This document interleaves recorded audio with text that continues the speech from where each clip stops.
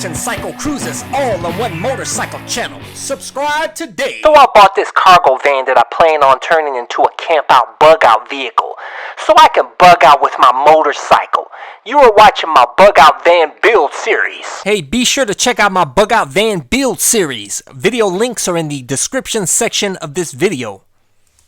I'm going to start this video out by listing all the parts I use for this solar install, and as we go through the video, it'll start to make more sense to you, at least for those of you who are new at this like I was.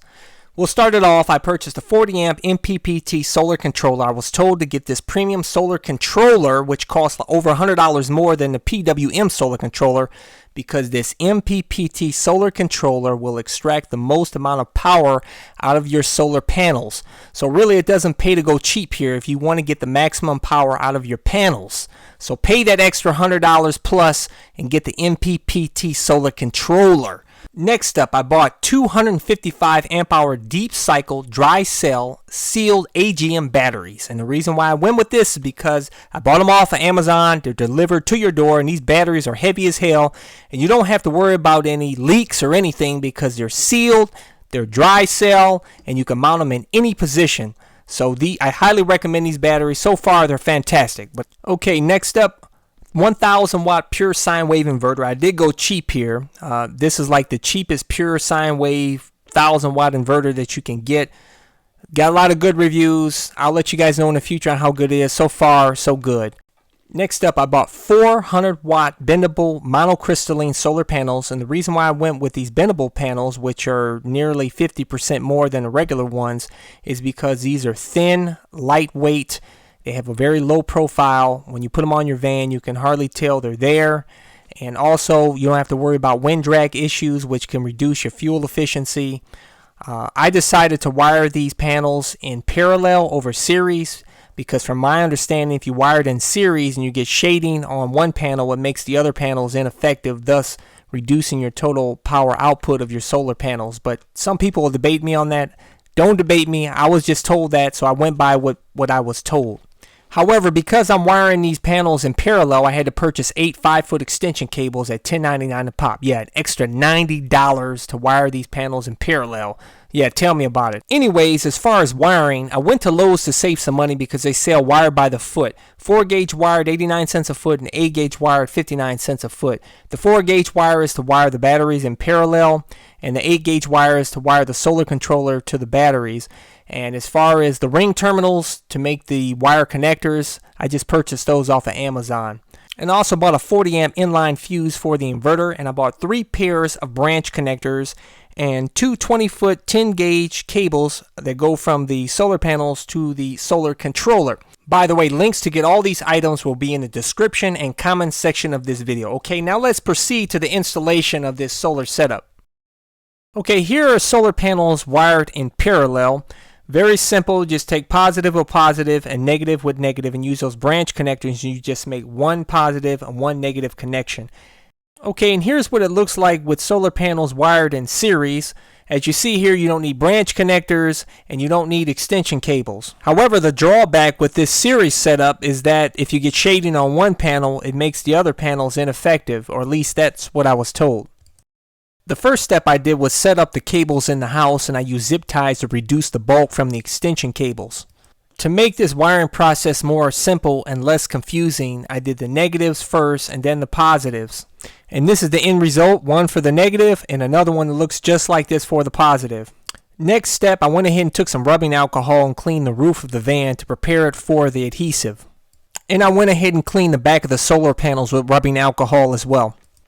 Next up, I went ahead and put heavy duty adhesive on the back of the panel, and I went ahead and installed it on the roof. This is the hardest part of the process because as soon as you put that panel down, it sticks like hell and you can't make any adjustments. So the first time you have to do it right, and as you see there, it's on rock solid. However, the drawback with using adhesive is these panels are on permanent, and if I go to try to remove those panels, it's probably going to break the panel.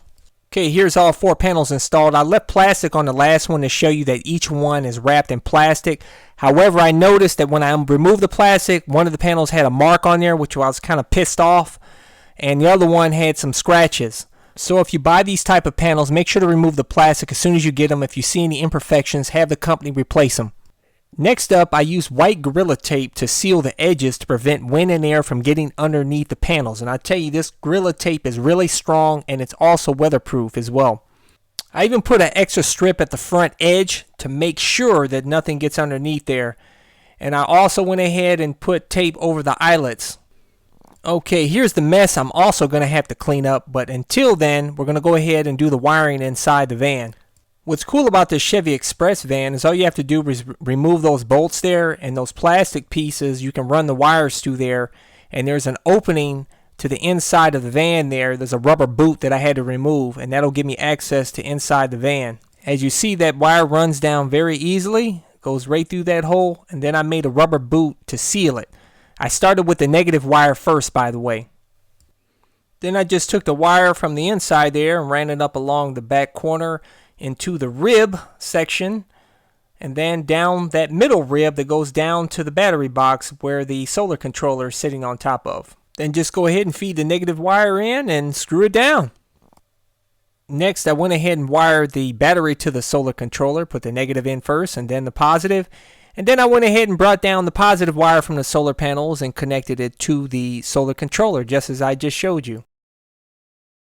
Next up, I took the white Gorilla Tape to secure the wiring and to hide it a bit. I am going to go lengthwise with the Gorilla Tape to make it look a little bit cleaner as well. And here's what it looks like from the side of the van. Hey, you can't see nothing, man. Is that awesome or what? Van looks nice and stealth.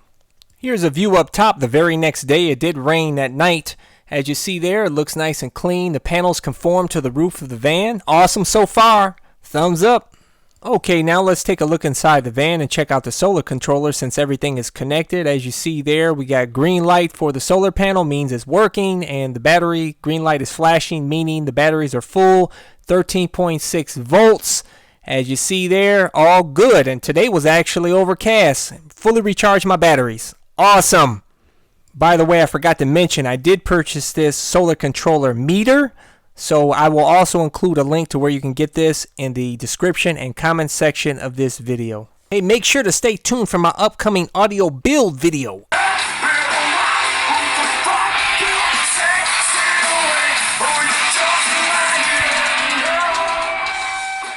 Also stay tuned for my 10-inch headliner monitor and backup camera install video. Also plays videos and games.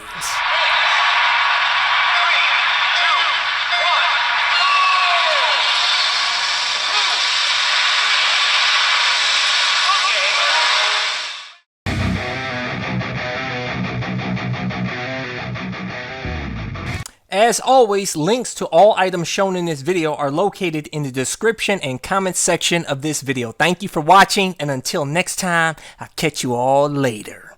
Welcome to CycleCruza's Click to Go links. Just click on the pictures below to go to my recommended videos and my social media sites. Also, don't forget to visit my blog and store at CycleCruza.com. If you have any trouble clicking on these links, they are also provided in the info section of this video. Thank you, and subscribe today. Check out my new channel where I talk about anything and everything, not just motorcycle related. CycleCruza Motovlog.